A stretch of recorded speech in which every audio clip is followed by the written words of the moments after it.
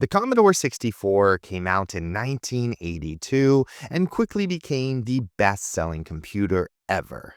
It's so popular that even today a new Commodore 64 is coming out, the Commodore 64 Ultimate. So what better time to learn how to code for the Commodore 64? If you have a Commodore 64 already, great, you can turn it on and get started, but for those of us that don't, we will be using an emulator. The emulator we can use is completely free and it's called Vice. I will put a link to it in the description. Head over to their website, go to the download page, and then choose the one for your operating system. I'll be downloading for Windows the Vice 3.9. It'll take us to a SourceForge website where we can wait for it to count down, and then it should download our file. Once it's downloaded, we can open up the folder, and then inside we'll have a zip folder, and we can just drag this anywhere you want. I'll put it on my desktop. Once it's on our desktop, we can go ahead and open it up, and then inside we'll find a bunch of files and folders, and we can go to the bin folder, scroll the whole way to the bottom and find x64sc. We're going to right click it, show more options, and then we're going to send to desktop, creating a shortcut on our desktop. We can now open up the shortcut, and then this will open up the Vice emulator. Now, by default, Vice has a filter on it, which makes it look like you're using a CRT screen. We can change this specifically for the video, or if you don't like it, by going up to Preferences, Settings, and then under Display, we can go to VIC2, and then right here, we have a render filter, CRT emulation, which is the default one. We can switch it to unfiltered. It will make it a little bit easier for you to look at all day, every day, and then of course, easier for the video. You can change other things on here if you want to, and if you don't like what you change, you can always go back to Preferences, Restore Default Settings.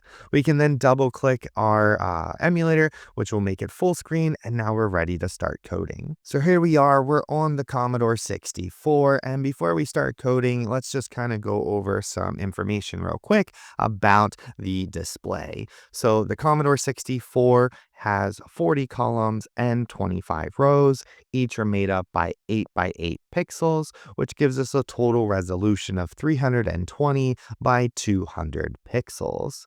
The Commodore 64 also has 16 colors ranging from the number 0 and 15, and we'll be using these later to show you how to do so. Now that we got that introductory out of the way, it's time to start coding on the Commodore 64. So right away it says ready and it's waiting for us to type some things, and we can write something like hello, and this is going to give us a syntax error. The reason why we get a syntax error is because you can't just type whatever you want. The Commodore is looking for specific commands that we can use to run certain things and work with the system. So one of those commands is going to be the print command. We can write the word print, and then now if we use quotation marks and write our word, in this case hello, it's going to print back hello when we hit enter. But we can print more than just strings. We can also print numbers, like the number 10, and then we can also print math. So we could do 10 plus 10 is going to be equal to 20. We can do print 8 times 8, which is 64. We can print 64 divided by 8, which is 8. And then we can also print subtraction, which let's do 29 minus 3 gives us 26. So we'll use the print command a lot to have it read stuff back to us, but also you can use it for math problems and stuff like that, which is pretty cool. And of course, printing and then doing math, this would be great if you need help with your homework, but this isn't exactly how we would use the Commodore 64. Instead, what we'll do is we'll create our own program that we can then run, and then the programs will allow us to do even more advanced stuff. And in order to write a program, it's actually just as simple. We just need to actually start with a number. So if we start with the number 10, and then we print hello, now when we hit enter, nothing reads back to us. And this means that we're working on a program and it's not going to run our program until we tell it to.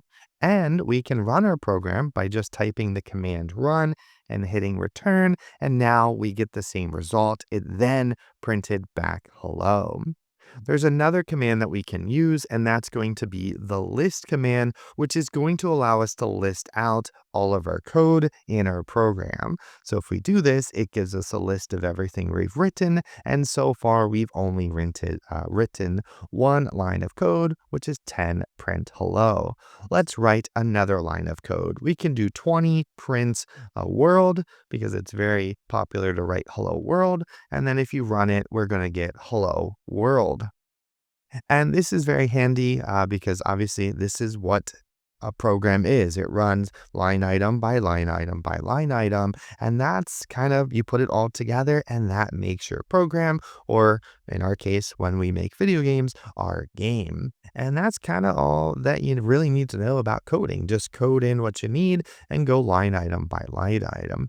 Obviously, it's a little bit more complicated than that. There's a lot more that we can do, but let's learn some more features. So we can list out our code again to see where we're at, and I want to show you how to edit your code. So you can hit the list command, and then we can use our cursors to go up here and actually edit out the code if we want to. So let's say we want to change hello world. Let's say we want to change it to something else. We can hit the backspace key, and we can delete it out. And we can replace this with, let's just do you, and then we need to add back the parentheses. The quotation marks, because it deletes it anytime you type in something. It's going to delete anything after it. And always make sure you hit return after you edit a line, otherwise it won't work. And then we can list again and we get hello you. So that's how you can edit the code that's already there. Let's say we want to go back to world. We can delete this out, and then instead of replacing the stuff, we can actually hit the insert key to get a few blank spaces, and then we can start writing out the word world until we have enough, and then hit return and we can run it. Now you're probably wondering, why did we write 10 and then we wrote 20? Well, when we go to code, we are writing code line item by line item. So this is 10 and then 20. That means we have another 9 line items between 10 and 20 that we can use: 11, 12, 13, 14, etc. And that's why we space it out. It's very important to space out your code, and it became best practice to space it out by 10. That way, if you want to or need to add code in between those two line items, you can do so. For example, if we write 15 print, now we can print out, let's say, beautiful in between both of them. We list it out and we have hello beautiful world. We run it and now it's hello beautiful world. So it's very handy to space it out by 10. That way later on, if you need to add more code, you can do so. There's two other ways to update a line item other than just changing it when we list it out. We can actually just call the number again and replace it with different words. Let's do amazing, and then if we list out our code, it's now amazing. And then we can actually delete the entire line of code by just calling the number and hitting return. And now if we list it out, we completely deleted it. So that's a few different ways that we can add in more code and edit it without manually doing it with the cursors. So if we list this out again, we only have 3 line items, which isn't too bad to keep track of, but we can also list out specific line items. So let's say we wanted to list 1, which we don't have, to 15. This is going to grab all of the line items between 1 and 15. We can also list out, let's say, 15 to 20. Now we're only seeing the code from 15 and 20. That's another way that the line items become helpful, because you can find them. And then, of course, we can list out just a specific line 15. And then, of course, if we wanted to go back in here, we can edit this out. Do the insert AMAZI. Oops. And then I messed up, so we'll just do it this way. Amazing. And then we can go back down here and run. Cool. Now, when it comes to printing strings or printing line items, there's a few other things that we can use. So if we do hello, and then after our first string, we can now add another print if we wanted to on the same line item. So we could print hello, and then right after that, we want to print let's say U, and then we can end it. And we used we used a colon right here. A colon allows us to add more code on the same line. So it's very important that we can use those. And then, of course, make sure you hit return on the line item. And then if we list it out, we have print hello colon print you. And then if we run this, we're going to get hello, you amazing world. Now, let's say we wanted it on the same line instead of another line. We can actually replace the colon with a semicolon. And then if we hit enter, now this is going to keep it on the same, this is going to keep it on the same line. But we are getting an error. So let's see what we did wrong. So we're going to print hello. Oh, so because it's the same line, we don't need to call the command again because it knows that we're printing certain things. So we can actually just delete the word print and then run it. And now we get hello you. So if you were going to align two items in a row, you need to make sure that you keep track of that and add a space in between that. So that way, if you are combining two prints together, you have to add a space on one of them so that there's a space between them. Cool. So we can go back and then just get rid of that for now. And then we can directly replace it. You can just rewrite the entire line item and it'll replace it. So perfect. So that's how you can print stuff, words in this scenario, and kind of run our program. So let's look at something else that we can do, and we can use variables. So variables are very handy. We can actually write new to delete everything and make a whole new program. So we'll do new here. There's nothing here. And because we're near the bottom, we can also clear our screen with the shift on the emulator and then home. Cool. So let's talk about a variable. So if we list our code, we got nothing in there. We're going to write 10 and then we can pass in a variable. Now with a variable, you have three different options. You can either do a single letter, you can do two letters, or you can do a letter and a number. So a variable can only be 2 digits and it has to start with a letter.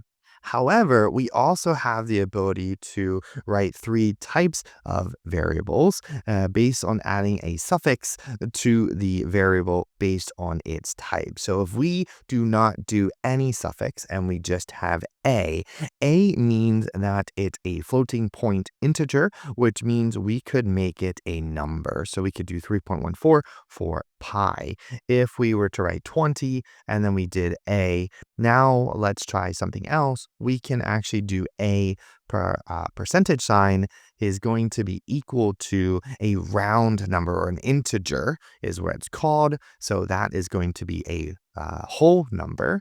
And then we can do 30. And then we also have the dollar sign. And the dollar sign lets us know that it is a string or a word or a symbol, something that is not a number. And then we can pass this in with just the word word. So let's go ahead and print these out now, which is really cool, actually. If you, I'll show you real quick. If we print A, we get 0, even though we just told it it wasn't. But if we run our program, now that's in memory, we can actually print A, and now we get 3.14. We could also print a percentage sign and we get 3, and we can also print a dollar sign and we get the word word. And this is pretty cool. Once you run your program, that those variables that you've created are actually in the system, and you can print them outside of your program, which we're not going to really do, but you have that option. So let's list our coding again. We'll just do 40 print a. We have 50 print a percentage sign, and then we have 60 print a dollar sign. And then if we run this program, it's 3.143 and then the word word. Now, even though we have the letter A, there are technically three different variables of them because one is a floating point number, one is a number, and then one is a word. And then we could also do this, we can test this one more time if we did A equals 5.34 and then run, and then print, and then do 80 print A. Now, if we run it, we can see that it started at 3.14, then we replaced it with 5.34, and then we printed that out. So again, you can only have a variable of one type of variable, in this case, the letter A, and then replace it. And then, of course, if we were to do 90AA, we can make this a different number. Let's go like that. And then we could either do 100 print A plus AA. And then if we run it, we're going to see that it's added those two together. So that's how you can use variables, whether it be a number or a floating number or a word. And then we can also use the numbers for addition or any other math that we need. So we can hit new to clean that out and then shift home to start at the top. There's another type of stuff that we can use, not necessarily variables, but special characters that we can use to have them do different things. If we list our program, we get nothing in there. So a few of those are pretty cool. So if we do 10 and then we print, CHR for character, $, and then we can, in parentheses, we can pass in a number. If we pass in the number 147 and then hit enter, if we do 147, what this is going to do is it's going to clear the screen whenever we run it. So if we run the program, it immediately will clear the screen. So if we list it out and do 20, we can print again hello, and then we can also print another character. That character, I clicked away. That character is going to be 13. What 13 does is it allows us to kind of like hit return, essentially. So it's going to make a new line. So if we run it, 147 cleared the screen, then we printed the word hello, then we skipped a line, and then we printed the word word. So there's a lot of different special characters that we can use as well, which is pretty cool. And we can definitely look into those later. So we'll list out our program. Another thing that we can use special characters for is changing our text color. So let's say we wanted to write something in a different color, we can do so. So if we were to do 50, we can do CHR, and then let's pump in the number 28 for red. 28 for the color red, we can do that. So let's go here and we need to insert a few times. So we'll space print, insert, there we go. And then if we type something after that, like I said, we can use the semicolon to be on the same line. Now, if we type a sentence in here, if we type a sentence in here, we can do so like red. And then if we hit end and return, now all of our code is red. The only issue with this, though, is it's changed all of our code after that to red. So anytime you change colors, you want to make sure that at the end of your program, and we can skip some numbers, at the end of your program, you change the number back. And for the default one, I believe it's 158. We can test that. Nope, that is yellow. I believe it's 154. And there's different numbers here that you can use. We'll do 154. There we go. So 154 puts us back. So if we were to run our program, it's the blue, and now red is red, and that's it. And then the end of our program switches it back. Anytime you're changing colors, you want to make sure that at the end of your program, you switch it back, just so it doesn't mess up if someone wants to do something else. So pretty cool.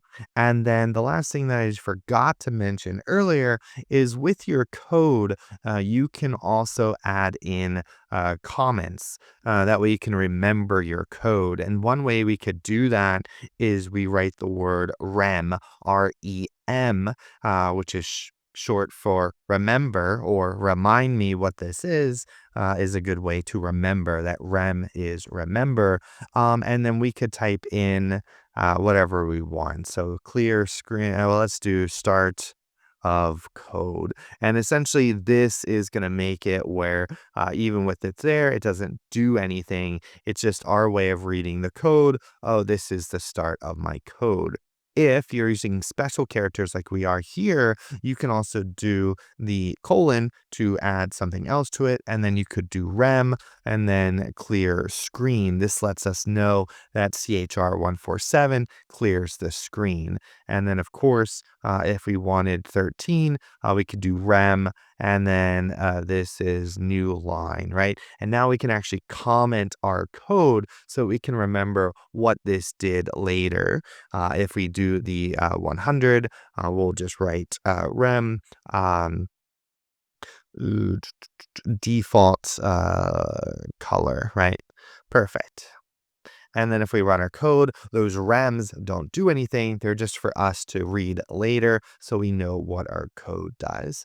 The last thing I wanted to mention about print strings is like we said earlier, there's only 40 columns in a row, on the screen, and that is fine. So if you're writing long sentences, this is a long sentence that will go on 2 lines. We can do this, which is completely fine, but it cannot go over 80 characters. It cannot go on to line 3. If we were to do that, it would actually crash. So let's see, but not too long that it breaks. Oops. And I forgot the semicolon, the parenthesis, the quotation marks. But if we run it, it didn't save. Let me try that 110. That's because I ended up messing it up. But not too long. And then if this is too long, no, we're not long enough. That's great. List 110. And then if we make it,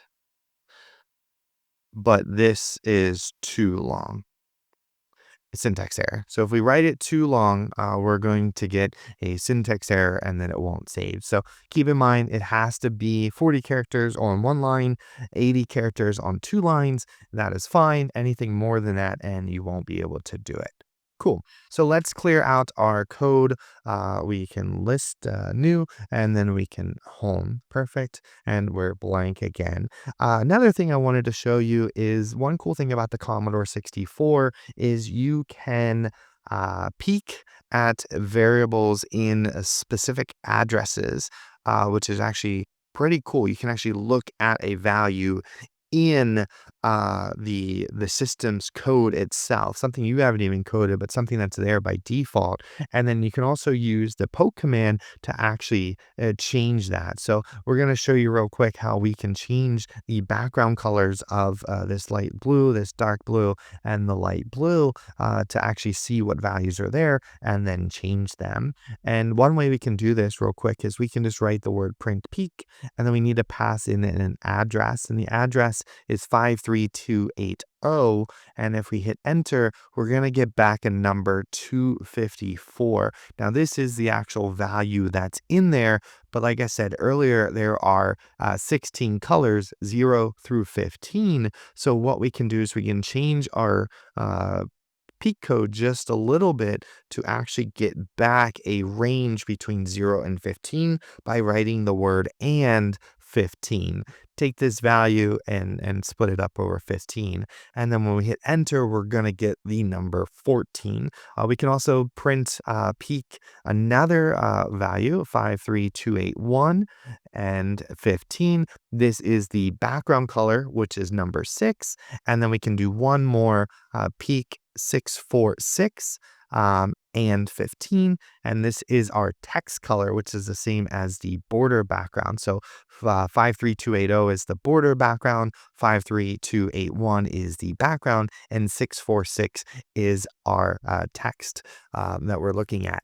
So now that we know the default values so we don't forget them because we'll want to change them back, we can actually poke the code into something else. And this is pretty cool. So if we just write poke and then we do 53280, comma, and then we need to give it a number between 0 and 15. Let's do black, which is 0. As soon as we poke that, it's going to change our border color to black. We can also poke the next one, which is our background. So if we poke that with 0, 53281, our background is 0, and then we can poke the text color, and then we can make the text color 1, which is going to be white. And now we're black border color, black background, and white text, which is pretty awesome. And we got nothing in our code. Now, obviously, we want to change these back because we don't want them necessarily to be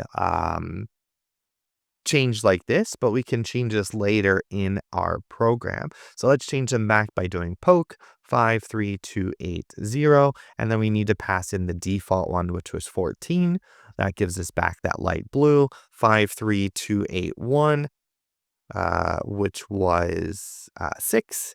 That gives us the dark blue, and then poke our text color 646, comma 14 gives us back the light blue text. So now we can actually, we'll start writing our code, shift home to clear it out, and we'll start writing it. So 10, we'll do poke 53281, comma 0. 20, poke 5328. Actually, let's make these different. We'll do that in a moment. 1 0. Perfect. Let's make 10 0. There we go. And then 30, we're going to poke 646, comma 1 to make it white text. And then we can actually just write 5 rem, like we said earlier, and we'll do change colors just to make it shorthand. And now when we run this, as soon as we run our command, it changes those colors. Now, of course, we want to make sure that if we're changing the colors, we always change them back. So for now, we can do 100, poke 5328, comma 14. We'll do 110. We'll poke it 53281, comma 6. And then 120 will poke 646, comma 14. Cool.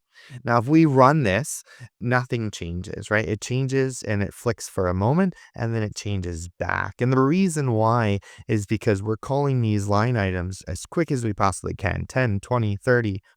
Well, 5, but 5 is just a comment. 10, 20, 30, 100, 110, 120. Cool. So now when we run our program, it'll flick and change it, but we'll come back to that because we do want it to change to the black, but not right this moment. Let's add some more code. And we do have in between 40 and 100 to write the rest of our code.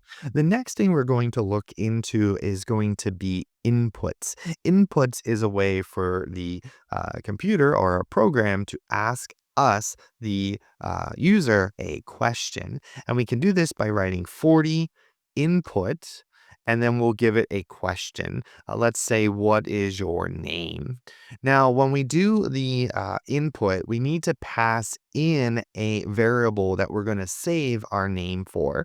And we can do that by doing the semicolon and then passing in a letter, which in this case will be N for name. And then, of course, it's going to be a string. So we'll do the $sign. And then if we hit enter and run our program, well, now you can see our program switch to the black code. And now it's asking, what is your name? And we can give it our name, Spellthorn, and then it ends and goes back and kicks us out because we've done the code. We got an input, we got our answer, and now we finished the rest of the code, which changes our colors back. Well, let's add a few other things in here. We can list out our code. We wrote 5 rem change colors. We can just do let's see, 4, we'll print the CHR 147. This way, every time I run my code, it's going to clear the screen. So let's run the game. And there we go. We now have a black border background with black background and white text. And it says, what is your name? And if we put Spellthorn, perfect. Now it's going to close our program and switch us back. So what can we do with our name? Well, now that we have an input, we can actually do something based on the value. So now we could take the input and switch it to something else. Having a word or having a name isn't going to be super easy in order to use if statements. So instead of what is your name, let's actually list 40 and then we'll write, pick a number or choose a number, right? Let's just say choose, we'll replace everything. Choose a number. And then we can semicolon, and then we'll just do n again for number. But then this time we want a percentage sign so that it's a whole number, right? And then we can run our program. So choose a number. We're going to choose 637. It's going to end our program. So what do we want to do with the number? Well, first we could actually do 50 print, and then we can do n.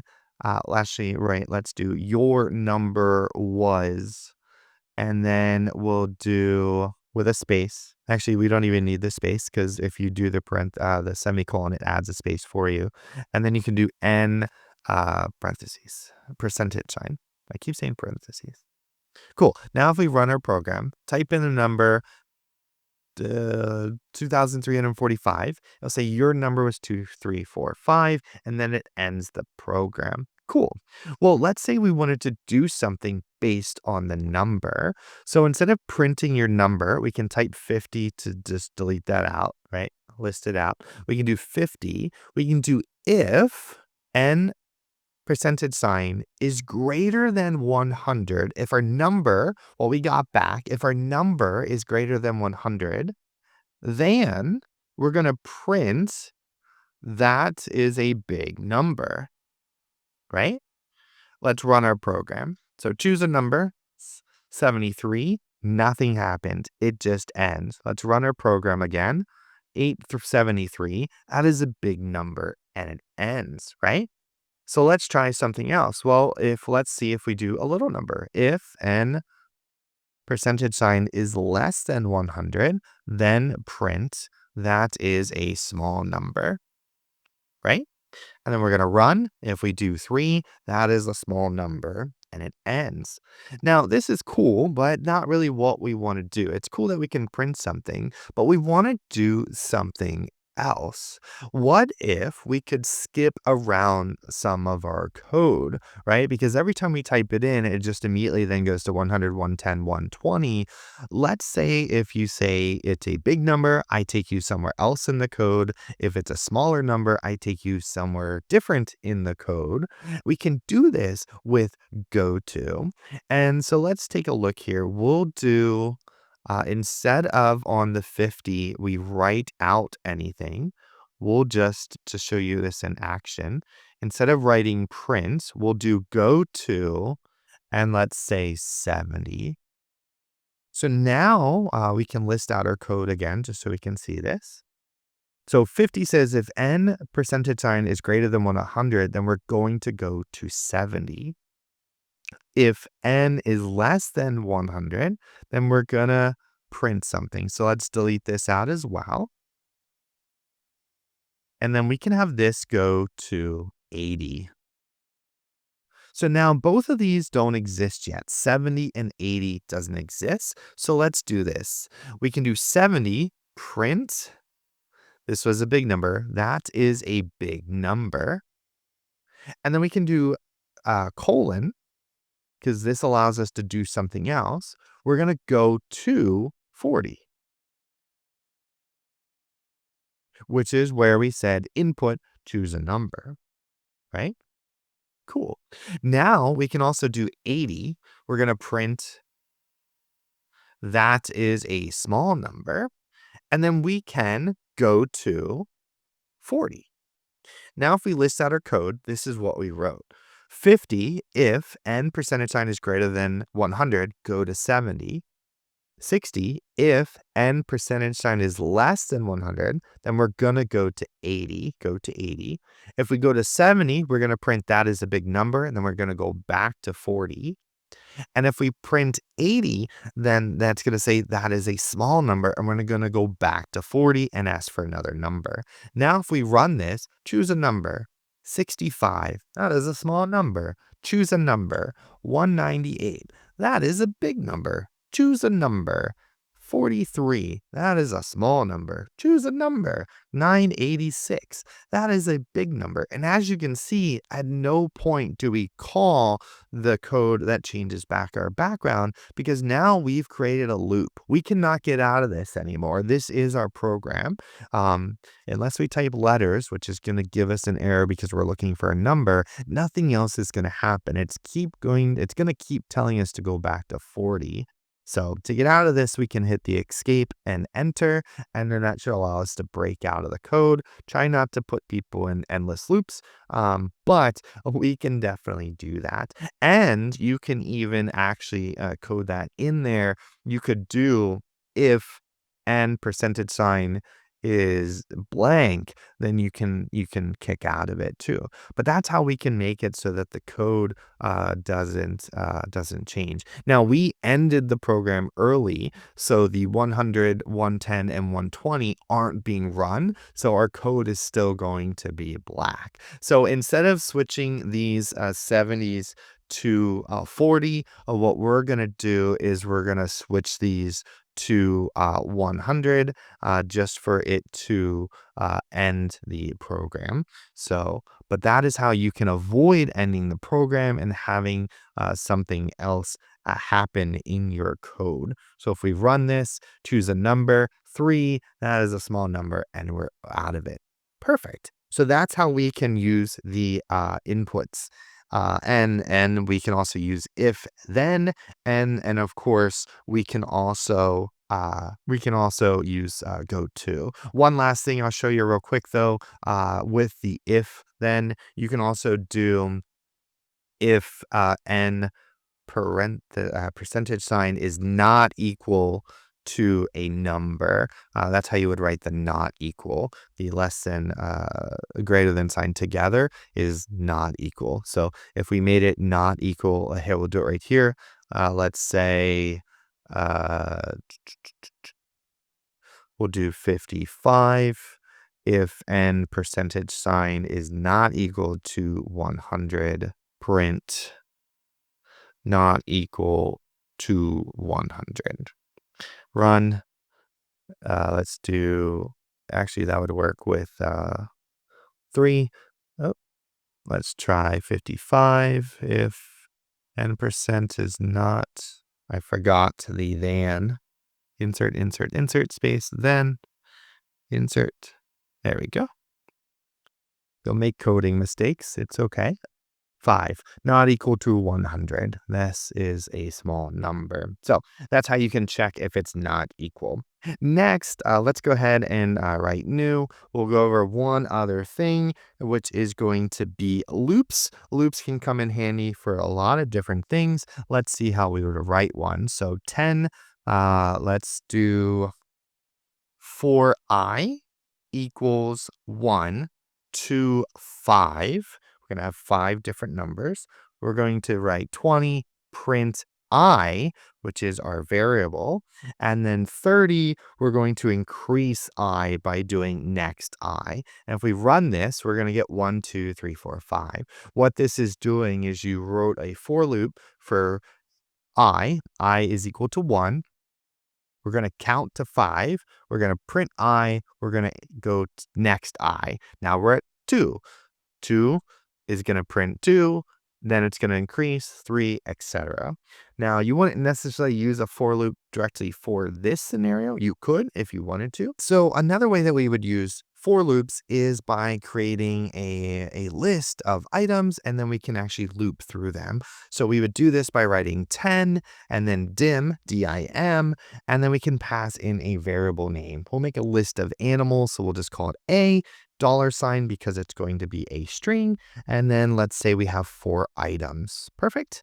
And then we can actually do 20, and then we can start adding our list items to that list. A $sign, let's do the first one, is equal to cats. Perfect. And then we'll do semicolon. Nope, we'll do colon to add another line item on our line item. Okay, write something else on the same line. We'll do a $2 is equal to dogs. We'll do a $3 is equal to rabbits. And then the last one, we'll do ducks. Who doesn't love ducks? Let me know in the comments if you don't love ducks, because what's wrong with you? Who doesn't love ducks? So we'll do 4 equals ducks. Perfect. And then now we can write our for loop by doing 30 for I equals 1 to 4, because we have 4 line items.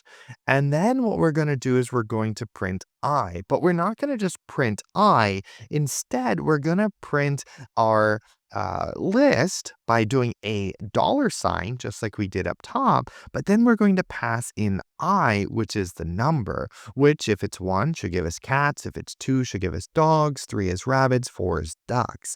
And that's how that's going to work. And then of course 50, we're going to do next I. Now if we run this, we are going to get a syntax error on 20. Let's see why. Oh, and here we have it. I forgot to add the parentheses after dogs.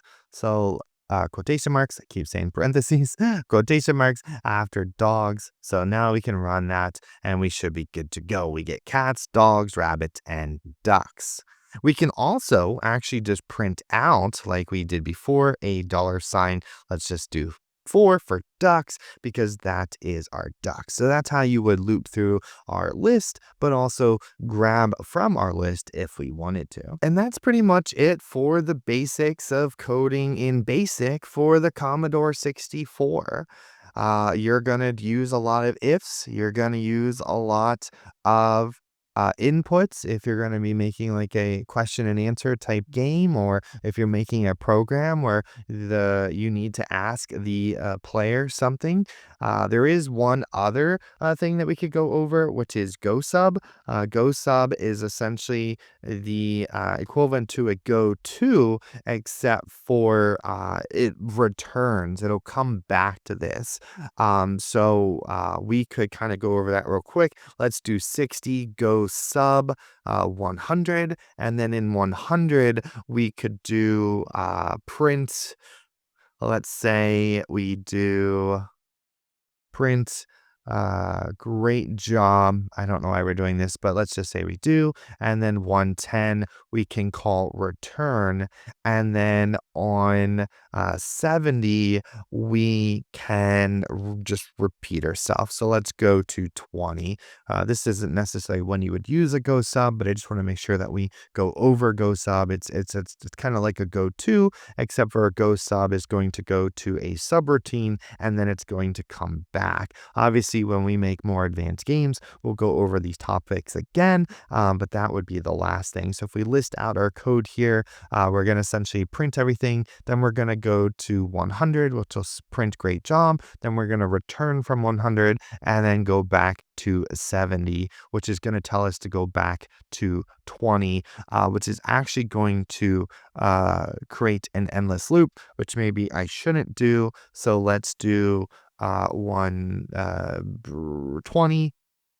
We will, well, let me do 140 so I can just show you that it goes somewhere else. We can just call END helps us end the program. This way, if you wanted to end the program without running through all of the code, you could do so. And then we'll switch to 140. So if we list this out real quick, we're going to list off all of our names. We're then going to go to 140. No, I wanted to go 100. 1 second here. I did this backwards. So this one is going to go to 100. And then this one is going to go to 140. Perfect. So 60 is going to go to 100. It's going to say great job. Then it's going to return back to 60 and then go to 70, which is then going to go to 140 and then end our program. So if we see this in action, boom, run cats, dogs, rabbits, ducks. Great job. Then it ends our program. So that's kind of how you would do a GOTO or a GOSUB. GOSUB is just a fancy way to say, I'm going to put a function somewhere else, if you know today's coding language, and then I'll use that and come back to it. That way you can keep your code nice and clean. And like I said, we'll use those in the future. If you have any other questions on how to code for the Commodore 64, definitely leave comments in below. Make sure you subscribe because I have a lot more videos coming. We're going to be making lots of games, which I'm excited about, and hopefully you are too. And I'll see you in the next video.